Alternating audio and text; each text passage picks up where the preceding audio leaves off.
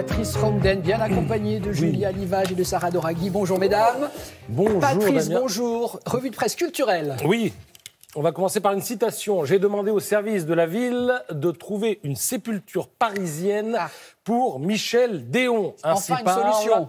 Anne Hidalgo, c'est ça? Anne Hidalgo, maire de Paris. Elle a senti le sens du vent. Hein. Elle a préféré tuer la polémique dans l'œuf. Je rappelle que Michel Déon, académicien, est mort en Irlande. Sa famille voulait qu'il repose à Paris, mais Anne Hidalgo n'était pas très chaude. Alors on n'a pas pu s'empêcher de voir une dimension politique à toute cette affaire, dans la mesure où Michel Déon était quand même très à droite. Anne Hidalgo est assez à gauche. Bref, il y a eu aussi la pétition diffusée par le Figaro hier. Une centaine d'écrivains demandaient à ce que Michel Déon puisse reposer à Paris.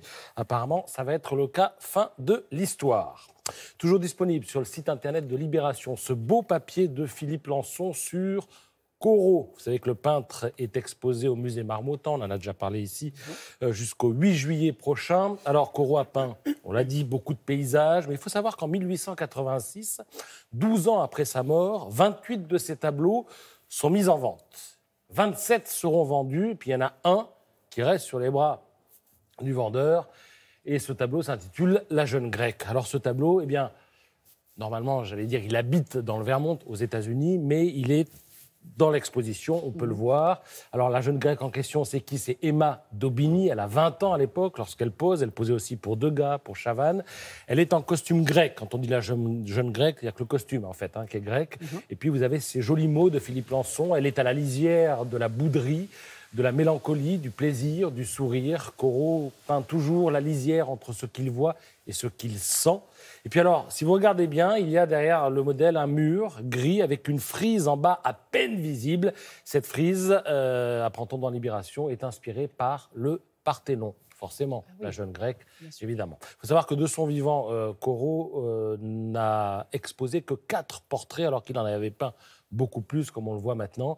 Il refusait en fait de montrer et de vendre les portraits qui, pour lui, étaient quelque chose d'intime, relevé de l'intime, et il ne fallait pas trop l'exposer. Des nouvelles d'Olivia de Lamberterie. Elle nous attend tous, elle vous attend tous aux rencontres littéraires de Val d'Isère avec le magazine Elle et les Barmes de l'Ours. Alors, le programme du jour, eh bien, vous pourrez écouter Marc Duguin vous expliquer l'Amérique qu'il connaît comme personne. Il a notamment écrit Ils vont tuer Kennedy chez Gallimard. François-Henri Désérable qui nous raconte sa passion pour Romain Gary. Et puis l'étoile montante de cette rentrée d'hiver, en l'occurrence Emmanuel de la Comté, qui nous parle d'amour au fin fond du Périgord, avec notamment son livre intitulé La soie du sanglier chez Lattès. Et alors, puisqu'il est question de lire, je rappelle que les rencontres littéraires à Val d'Isère, c'est jusqu'à jeudi. Et moi aussi, j'ai mon petit conseil bouquin pour les vacances. Et je vais commencer par une question. Que faisiez-vous il y a 15 jours à 17h30 ? Vous n'en savez rien. Pourquoi? Parce que vous n'êtes pas hypermnésique. Vient de sortir un livre intitulé Mémoire totale sur les surdoués de la mémoire. Alors c'est passionnant, limite affolant.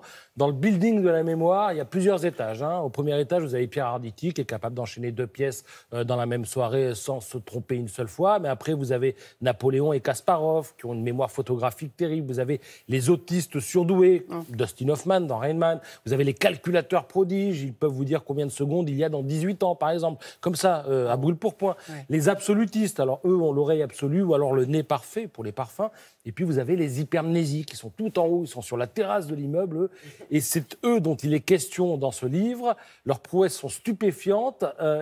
Vous leur dites, par exemple, 23 septembre 1995, ils vous donnent la météo et l'actu politique du jour. Et ce qui est bien dans le livre, c'est qu'on y apprend aussi qu'on peut tous progresser. Il existe des techniques pour développer et entretenir sa mémoire, des choses concrètes, des trucs qui marchent. Voilà, ça s'appelle... j'ai déjà oublié le titre. Vous n'êtes pas hypermnésique alors, vous dites donc. Ne postulez pas une place hypermnésique surtout.